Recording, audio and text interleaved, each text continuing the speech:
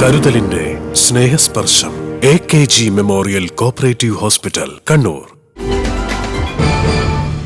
കായലോട് പറമ്പായിലെ റസീന മൻസിലിൽ റസീനി എന്ന ഭർത്തമതിയായ യുവതി ആത്മഹത്യ ചെയ്തത് ആൾക്കൂട്ട വിചാരണയെ തുടർന്നാണെന്ന് Kannur city police commissioner P Nithin Raj പറഞ്ഞു.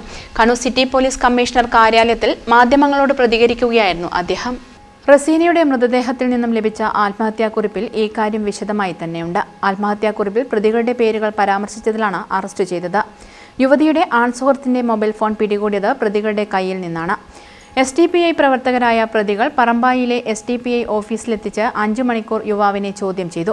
മയിൽ സ്വദേശിയായ ആൺസുഹൃത്ത് കേസിൽ പ്രതിയല്ല. ഇയാൾക്കെതിരെ നിലവിൽ പരാതി ലഭിച്ചിട്ടില്ല. പരാതി ലഭിച്ചാൽ അന്വേഷിക്കും.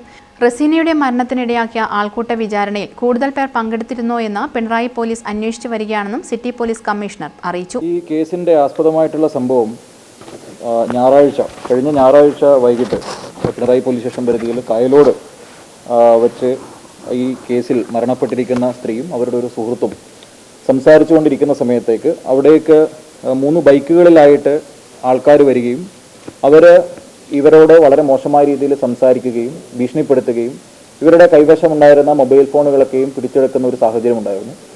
അതിനുശേഷം അവരെ തൊട്ടടുത്ത ദിവസം, എന്നാൽ തിങ്കളാഴ്ച രാത്രിയിലോ അല്ലെങ്കിൽ ചൊവ്വാഴ്ച പുലർച്ചെയോ ഇടയിലുള്ള ഒരു സമയത്താണ് ഈ കേസിൽ പറഞ്ഞിരിക്കുന്ന സ്ത്രീ മരണപ്പെട്ടിരിക്കുന്നത്.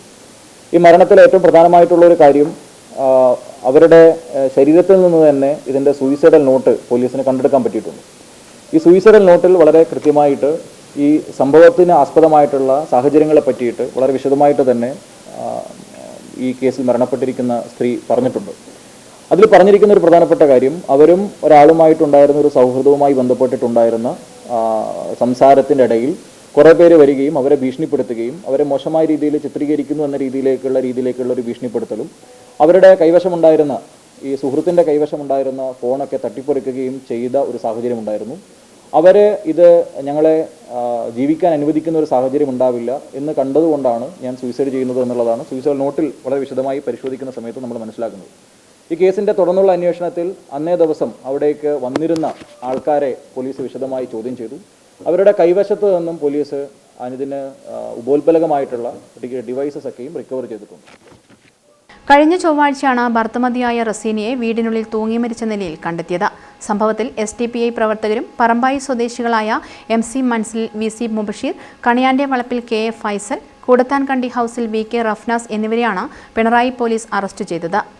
ആത്മഹത്യാ പ്രേരണ കുറ്റമാണ് ഇവർക്കെതിരെ ചുമത്തിയിട്ടുള്ളത്. പ്രതികളെ തലശ്ശേരി കോടതിയിൽ ഹാജരാക്കിയ ശേഷം തലശ്ശേരി സബ് ജയിലിൽ റിമാൻഡ് ചെയ്തിട്ടുണ്ട്.